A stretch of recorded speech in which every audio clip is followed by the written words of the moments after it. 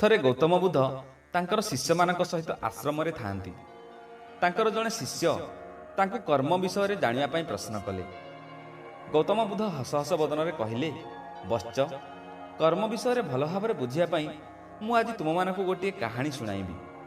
ସେହି କାହାଣୀ ଶୁଣିବା ପରେ ତୁମେ କର୍ମ ବିଷୟରେ ଭଲ ଭାବରେ ବୁଝିପାରିବ। ଥରେ ଜଣେ ରାଜା ତାଙ୍କ ମନ୍ତ୍ରୀଙ୍କ ସହିତ ନଗର ଭ୍ରମଣରେ ବାହାରିଥାନ୍ତି। ନଗର ପରିକ୍ରମା ସମୟରେ ଗୋଟିଏ ଦୋକାନୀ ଉପରେ ରାଜାଙ୍କର ନଜର ପଡ଼ିଲା। ଦୋକାନୀକୁ ଦେଖି କାହିଁକି କେଜାଣି ରାଜାଙ୍କ ମନରେ ଦୋକାନୀକୁ ଶୂଳିରେ ଚଢ଼ାଇ ମୃତ୍ୟୁଦଣ୍ଡ ଦେବାର ଇଚ୍ଛା ଜାଗ୍ରତ ହେଲା ଏବଂ ଏହି କଥାଟି ରାଜା ନିଜ ମନ୍ତ୍ରୀଙ୍କୁ ଜଣାଇ ଦେଇ ଆଗକୁ ଆଗେଇ ଚାଲିଲେ। ରାଜାଙ୍କ କଥା ଶୁଣି ମନ୍ତ୍ରୀ ବଡ଼ ଆଶ୍ଚର୍ଯ୍ୟ ହୋଇଗଲେ। ରାଜା ହଠାତ୍ କାହିଁକି ଆଗପଛ କିଛି ନ ଭାବି ଏତେ ବଡ଼ ନିଷ୍ପତ୍ତି ନେଲେ, ଏହା ଭାବି ଭାବି ମନ୍ତ୍ରୀ ବଡ଼ ଚିନ୍ତାରେ ପଡ଼ିଯାଇଥିଲେ। ନଗର ଭ୍ରମଣ ସାରି ରାଜା ମନ୍ତ୍ରୀଙ୍କ ସହିତ ରାଜଉଆସକୁ ଫେରିଆସିଲେ। ହେଲେ ଏକଥା ଚିନ୍ତା କରି କରି ମନ୍ତ୍ରୀଙ୍କୁ ରାତିରେ ଆଦୌ ନିଦ ହେଲା ନାହିଁ। ସେ ସକାଳୁ ଉଠି ଏକ ସାଧାରଣ ପ୍ରଜା ବେଶରେ ପୁଣି ଥରେ ସେହି ନଗରୀକୁ ଚାଲିଗଲେ ଆଉ ଦୋକାନୀ ବିଷୟରେ ଅନ୍ୟମାନଙ୍କଠାରୁ ତଥ୍ୟ ସଂଗ୍ରହ କଲେ। ମନ୍ତ୍ରୀ ଜାଣିବାକୁ ପାଇଲେ ଯେ ସେହି ଦୋକାନୀଟି କାହା ସହିତ ବିଶେଷ କଥାବାର୍ତ୍ତା କରେ ନାହିଁ ଆଉ ସବୁବେଳେ ମନ ଦୁଃଖରେ ହିଁ ରହିଥାଏ। ମନ୍ତ୍ରୀ ଦୋକାନୀ ପାଖକୁ ଯାଇ କିଛି ଚନ୍ଦନ କାଠ ଦେଖାଇବା ପାଇଁ କହିଲେ।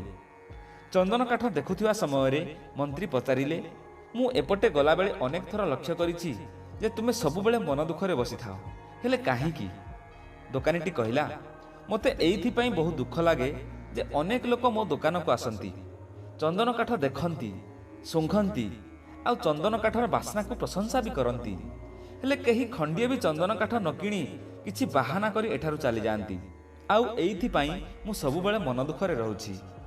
ମନ୍ତ୍ରୀ ଦୋକାନୀଠାରୁ ତାର ଦୁଃଖ କଥା ଶୁଣି ନିଜେ ବି ବହୁତ ଦୁଃଖିତ ହୋଇଗଲେ ଆଉ ଭାବିଲେ, ଦୋକାନୀଟି ତ ତାର ଦୁଃଖ ପାଇଁ ଦୁଃଖିତ, ହେଲେ ରାଜା କାହିଁକି ତାକୁ ଶୂଳିରେ ବସାଇବା ପାଇଁ ଚାହୁଁଛନ୍ତି? ମନ୍ତ୍ରୀ ଦୋକାନୀକୁ ପଚାରିଲେ, ଯଦି ତୁମ ଦୋକାନରୁ ଏସବୁ ଚନ୍ଦନ କାଠ ବିକ୍ରି ନ ହୁଏ ତ ତୁମେ କ'ଣ କରିବ ବୋଲି ଭାବୁଛ? ଦୋକାନୀଟି କହିଲା, କରିବି ଆଉ କ'ଣ, ଦୋକାନରେ ସବୁ ଚନ୍ଦନ କାଠଗୁଡ଼ିକ ସେମିତି ହିଁ ରହିଯିବ। ଏ ରାଜା ମରିଯାଆନ୍ତେ କି ତାଙ୍କ ଅନ୍ତିମ ସଂସ୍କାର ପାଇଁ ମୋ ସବୁତକ ଚନ୍ଦନ କାଠ ବିକ୍ରି ହୋଇଯାଆନ୍ତା ଆଉ ଅନ୍ୟମାନେ ବି ମୋର ଦୋକାନ ବିଷୟରେ ଜାଣିପାରନ୍ତେ, ମୋର ଏ ବ୍ୟବସାୟ ଆହୁରି ବଢ଼ିଯାଆନ୍ତା। ଦୋକାନୀର କଥା ଶୁଣି ସାରିବା ପରେ ଚତୁର ମନ୍ତ୍ରୀ କିଛି ମୁଦ୍ରା ବିନିମୟରେ ଦୋକାନୀଠାରୁ କିଛି ଚନ୍ଦନ କାଠ କିଣିଲେ ଆଉ ରାଜଦରବାରକୁ ଫେରିଆସିଲେ। ମନ୍ତ୍ରୀ ରାଜଦରବାରରେ ପହଞ୍ଚି ସେହି ଚନ୍ଦନ କାଠଗୁଡ଼ିକୁ ରାଜାଙ୍କ ସମ୍ମୁଖରେ ରଖିଦେଇ କହିଲେ, ମହାରାଜ, ଆପଣ ଯେଉଁ ଦୋକାନୀକୁ ଶୂଳିରେ ଚଢ଼ାଇବା ପାଇଁ ଭାବୁଥିଲେ, ଏହି ଚନ୍ଦନ କାଠଗୁଡ଼ିକୁ ସେହି ଦୋକାନୀ ଆପଣଙ୍କୁ ଉପହାର ସ୍ୱରୂପ ଦେଇଛି।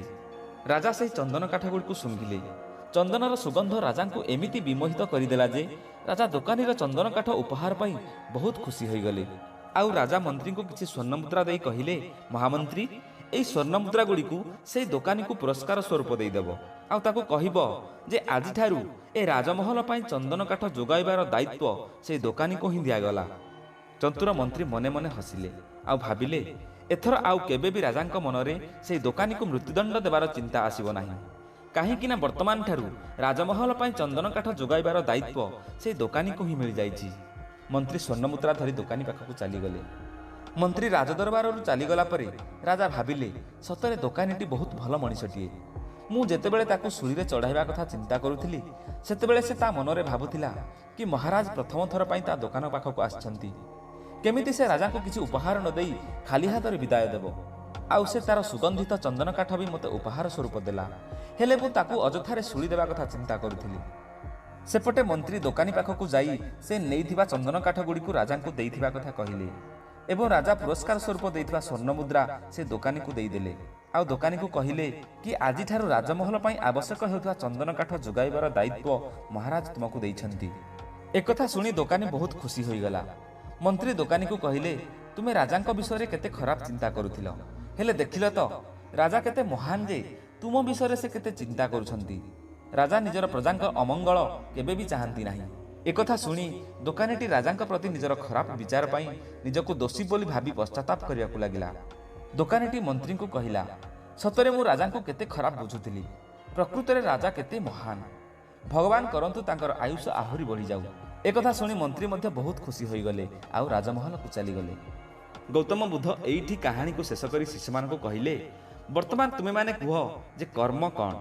ଜଣେ କହିଲା କର୍ମ ବାଣୀ ଅଟେ, ଆଉ ଜଣେ କହିଲା କର୍ମ ଚିନ୍ତା ଅଟେ, ତ ଆଉ କିଏ କହିଲା ଭାବନା ହିଁ କର୍ମ ଅଟେ। ଏମିତି ଅନେକ ଉତ୍ତର ଶିଷ୍ୟମାନେ ଦେଇ ଚାଲିଲେ। ସମସ୍ତଙ୍କର ଉତ୍ତର ଶୁଣିବା ପରେ ମହାତ୍ମା ଗୌତମ ବୁଦ୍ଧ କହିଲେ କି ମନୁଷ୍ୟର ବିଚାର ହିଁ ତାର କର୍ମ ଅଟେ। ଆମ ମନରେ ଯେମିତି ବିଚାର ଆସେ ଆମେ ସେମିତି କର୍ମ କରିଥାନ୍ତି, ଆଉ ସେହି ବିଚାର ଦ୍ୱାରା କରାଯାଇଥିବା କର୍ମ ହିଁ ଆମ ସୁଖ କିମ୍ବା ଦୁଃଖର କାରଣ ହୋଇଥାଏ। ଯଦି ଆମର ବିଚାର ଖରାପ ହୋଇଥାଏ ତ ସେହି ବିଚାର ଦ୍ୱାରା ଆମେ କରିଥିବା କର୍ମ ମଧ୍ୟ ଖରାପ ହୋଇଯାଏ, ତାହା କୁକର୍ମ ହୋଇଯାଏ। ଫଳସ୍ୱରୂପ ତାର ପରିଣାମ ମଧ୍ୟ ଦୁଃଖଦ ହୋଇଥାଏ, ଆଉ ଆମକୁ ଦୁଃଖ ଏବଂ କଷ୍ଟ ମିଳିଥାଏ। ଯଦି ଆମର ବିଚାର ସଠିକ୍ ହୋଇଥାଏ ତ ସେହି ବିଚାର ଦ୍ୱାରା ଆମେ କରୁଥିବା କର୍ମ ମଧ୍ୟ ଉତ୍ତମ ହୋଇଥାଏ, ଆଉ ସତ୍କର୍ମର ଫଳ ମଧ୍ୟ ସୁଖଦାୟକ ହୋଇଥାଏ। ଦର୍ଶକ ବନ୍ଧୁ, ଆଶା କରୁଛି ଆଜିର ଏହି କାହାଣୀଟି ଆପଣମାନଙ୍କୁ ନିଶ୍ଚିତ ଭାବରେ ଭଲ ଲାଗିଥିବ। ଭିଡ଼ିଓଟି ଭଲ ଲାଗିଥିଲେ ଏହାକୁ ଲାଇକ୍ କରନ୍ତୁ, ଅନ୍ୟମାନଙ୍କୁ ସେୟାର କରନ୍ତୁ। ଯଦି ପ୍ରଥମ ଥର ପାଇଁ ଆମ ଚ୍ୟାନେଲକୁ ଦେଖୁଥାନ୍ତି ତ ଆମ ସହିତ ଯୋଡ଼ି ହେବା ପାଇଁ ନିଶ୍ଚିତ ଭାବରେ ଆମ ଚ୍ୟାନେଲକୁ ସବସ୍କ୍ରାଇବ୍ କରନ୍ତୁ। ପୁଣି ଆସିବି ଆଉ ଏକ ସୁନ୍ଦର ଶିକ୍ଷଣୀୟ ଭିଡ଼ିଓ ନେଇ। ସେ ପର୍ଯ୍ୟନ୍ତ ବିଦାୟ। ଜୟ ଜଗନ୍ନାଥ।